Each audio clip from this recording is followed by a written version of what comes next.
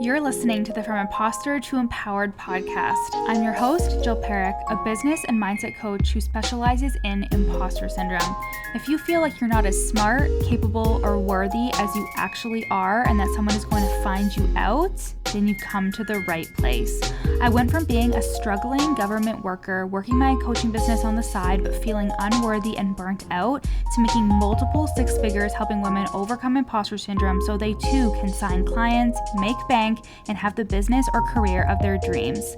I am nothing special. I have a stuttering disability, ADHD, and I struggle with anxiety and depression. So if I can learn how to feel good enough and overcome my inner imposter, then so can you. Let's dig in. Hey, party people. We are halfway through June. Can you believe it? And we are gearing up for the From Imposter to Empowered program launch, so lots of prep happening. As painful as preparation can be for my ADHD brain, it's actually so necessary so I can feel calm and cool and collected. So I do it and I give myself rewards because that's how you motivate the ADHD brain.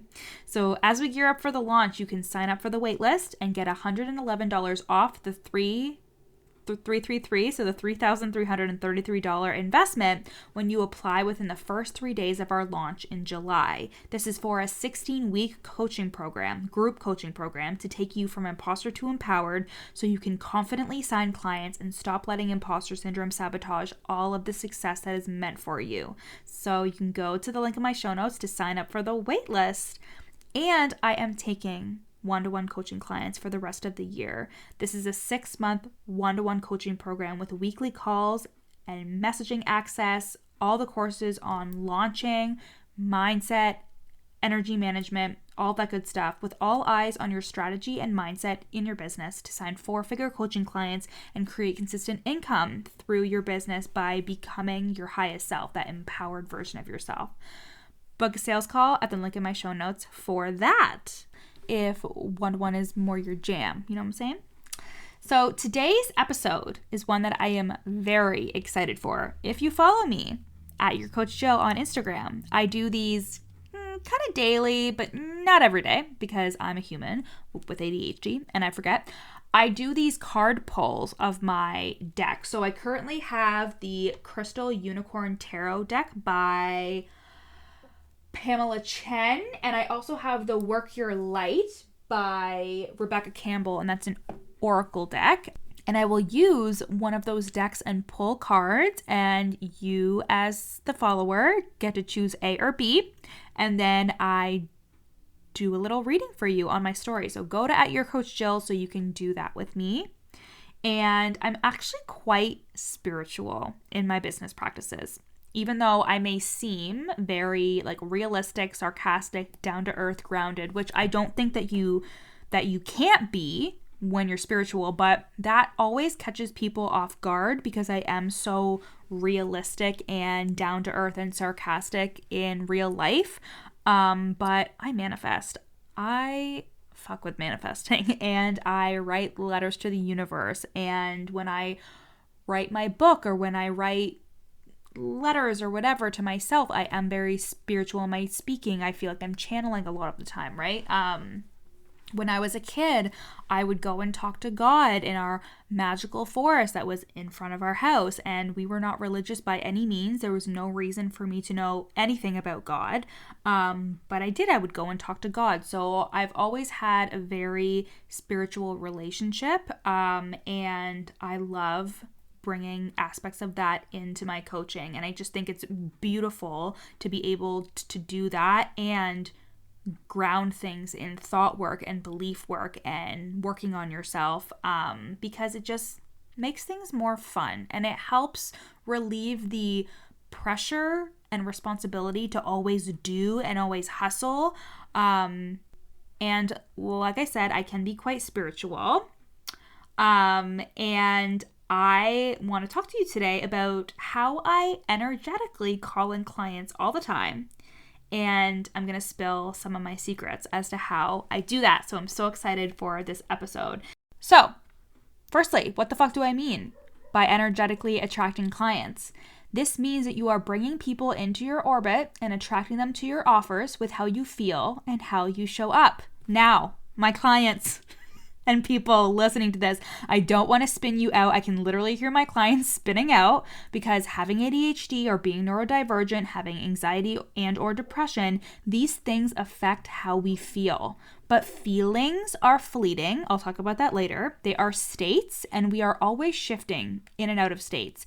And as long as our thoughts are directed in a way that creates our energy in times where it's most important to, like when you're showing up to sell, then you are absolutely capable of energetically attracting clients, even with emotional highs and lows and mental health issues. Let me be clear. I've made over $300,000 having anxiety and depression, having undiagnosed ADHD, having life events happen where like it's really hard for me to put on a happy face when I don't feel that way. And that's the reason why you take care of yourself so much to a ridiculous degree so you can show up and do your job, right?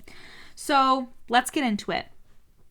The first thing I do to energetically attract clients starts with an example of my Chihuahua, Hugo. If you follow me on Instagram at YourCoachJill, which again, if you don't follow me, then what the fuck are you doing? You'll always see Hugo in my stories. He's a chubby little Chihuahua. Or if you're a client, you'll hear me yell at Hugo for barking because he barks at anything and everything. So on our walks, we take the same route every day in the summer. And there's this part of our walk where these two dogs are always at the fence. And Hugo knows before we can even see the dogs, before we are even in the realm of that house where the dogs are, he knows what part of the walk we're at and that he's going to see these dogs. His little hairs start sticking up. He starts running and hopping and jumping. It's really cute. And he gets all excited to bark at these fucking two big dogs because he's a shithead that thinks he is bigger than most dogs, I swear. And this is entirely programmed into Hugo's tiny Chihuahua brain. He knows where he is and his body is reacting before the burst of energy required to jump and bark at the dogs behind the fence, right? So I introduced a concept called priming practices to my clients, which is the act of priming yourself before you get to work. And when we think about mindset and our morning routines, a lot of people don't understand their function. So they don't do them because they don't understand why. And especially if you have a neurodivergent brain, understanding why is so important. When I was a kid, I used to ask, why am I doing this? Why? And my parents would think it was fucking annoying, but I needed a purpose for things. I needed to know why something was important, or else I wouldn't do it, because if it wasn't important, then I was like, well, then I'm not fucking doing that at all. Or why? So it would bring me a reward. So it was something that I was interested in. You know what I mean? I need a why, and so do you. So when we think about our routines, right? Their function is to help you perpetuate the good state you're in or shift out of the negative state you're in. And this is important because just like Hugo, you probably have a conditioned response to showing up. This is going to blow your fucking mind. You probably feel anxious, negative, annoyed. You have the same thoughts. And then you open the Instagram or TikTok app or begin recording your podcast and you already feel shitty and think things like, no one cares, this isn't helping, I don't know what I'm talking about, I'm not good enough, and etc. So by having a priming practice, you are pattern interrupting that conditioned response and therefore changing your energetic output that comes through in your content. I think about this with my own experience as well, like when I feel the adrenaline rush after getting off the Peloton. After getting off the Peloton, which you would also see on my stories, I always ride with Cody Rigsby. He is the best. He keeps me so occupied during the ride, or else again, if I'm bored, I will get off. But I've never actually gotten off the Peloton because you're really like strapped in. But I just love the different playlists. I always pick new rides, so there's new songs on there. And I love Cody because he's literally like a motivational speaker on a bike, I swear. But after I get off the bike, I do an Instagram story or I write a post because I'm always like so jacked up from working out. I get so many ideas. And after a coaching call where I get coached, after listening to a vibey course or a YouTube video, my energy is different and therefore the potency of my words and my energy is different. It's authentic. I'm not overthinking it, and I feel confident in it. People can smell that shit from a mile away, and it's why you can never replicate someone else's exact words, because the effect of those words comes from their power in saying it, while from someone replicating it, the power and confidence isn't there. Priming practices can be as simple as meditating, EFT tapping, journaling on your desires, watching a YouTube video, listening to your favorite song and shaking your ass in the kitchen for a minute, doing a couple deep breaths, doing a sequence of breath work, doing anything. It doesn't have to be long. It can be as short as possible, but it is something that helps you continue the current good state that you're in or shift out of the negative state that you're in, okay? The second thing I do to energetically attract clients is I speak to the client who is A, wanting what I'm offering, and B, ready for that offer today. If you believed that someone in your audience wanted what you were offering and that they were ready to buy today as a result of you showing up, what would you say? What would you do? Now, let me be clear, people do not buy from me every day. There are times where I go weeks without getting an offer, right? Without getting an application. And I'm sure some people in my audience don't want one of my 2 offers, but how does it serve me to believe that? Instead, it's helpful for me to believe that there is at least one person today that wants my offer and that they are on the edge of their seat and ready to buy today. That creates so much inspiration, excitement, and honestly, innovation of how I show up and what I say. People think things like my audience takes forever to make a decision, nobody wants this offer, and they wonder why their content isn't landing or why it's hard to show up and give value. I was actually coaching someone who wanted to change their offer and had thoughts of people want this new offer instead of this old offer. And I coached her on the fact that people are still buying from her. The common denominator here is you, not the offer. The same goes for when you're questioning if people are wanting your offer or if you think they need more time. You act on whatever you believe. It hurts no one and actually really helps you to think one person in my audience wants this offer and somebody is ready to buy today. The third way I energetically attract clients is by not making anything I do or anything I feel wrong or bad.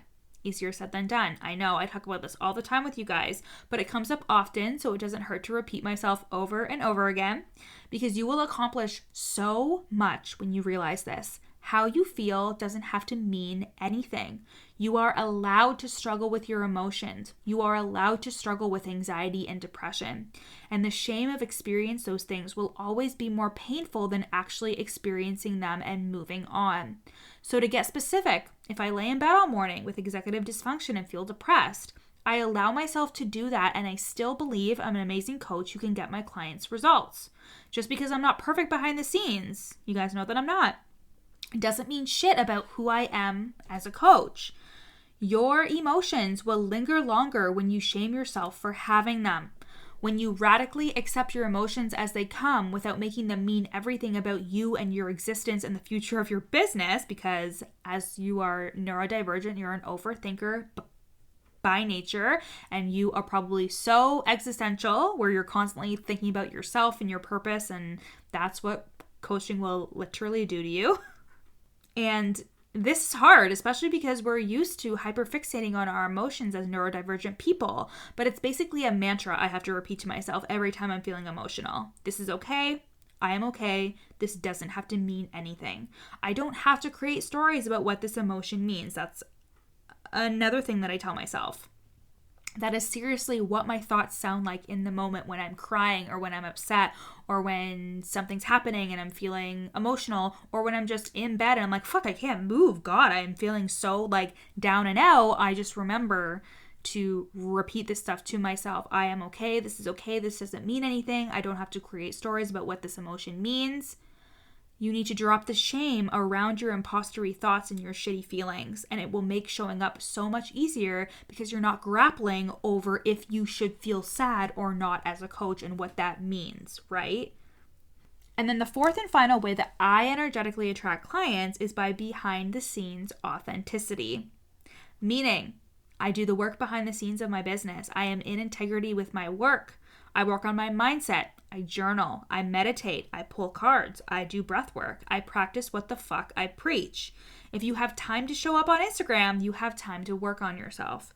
I energetically attract clients by working on my own beliefs, by manifesting, by doing spiritual rituals, by setting goals and getting coached. Now, I'm not saying that you have to be spiritual. I'm saying that I see that as work on myself, right?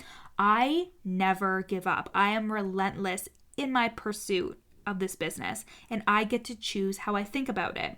And I choose to think that because I do the work behind the scenes, and it opens me up to fully receive and feel worthy of receiving. This business is hard when we show up constantly and we're putting on a face to our audience. And I don't mean that in a fake way. I mean that we're showing up and we're selling and we're feeling confident in ourselves and we're selling offers, and it's still work. It is still work that you are putting in, right? You need to take care of yourself behind the scenes. And if you are a coach and you have tools and resources that you're constantly preaching and talking about and saying you need to do this, you also need to be in integrity with those things as well. That will help you feel like such less of a fraud when you actually do those things, right? Okay, so those are the 4 ways that I energetically attract clients. Let me go through those again. So the first thing I do is a priming practice, which is just an exercise or a ritual, whatever it is, to get myself ready to sell, ready to show up and step into that empowered, highest self version of myself. That's the first thing I do. The second thing I do is I speak to the client. I modify my language to the client who is wanting what I'm offering and ready for that offer today. The third way is by not making anything I do or anything I feel wrong or bad. I don't make it mean anything. And the last thing I do is I practice behind the scenes authenticity. So doing all my mindset work and working on myself behind the scenes so I'm in integrity with the work that I am doing and that I am selling to my audience. Okay, so how much did we love this episode? And if you want to take this work deeper with me to be fully in integrity with your work, to remove the blocks between you and signing clients and having the business that you want, head to the show notes to either book a sales call for one-to-one coaching or to get on the waitlist for my group, the From Imposter to Empowered program, which will start at the end of August and we enroll in July. I love you. See you next week. Thanks for listening to the From Imposter to Empowered podcast. Head to the show notes to find out how you can take this work deeper with me in one-to-one coaching or in the From Imposter to Empowered group program.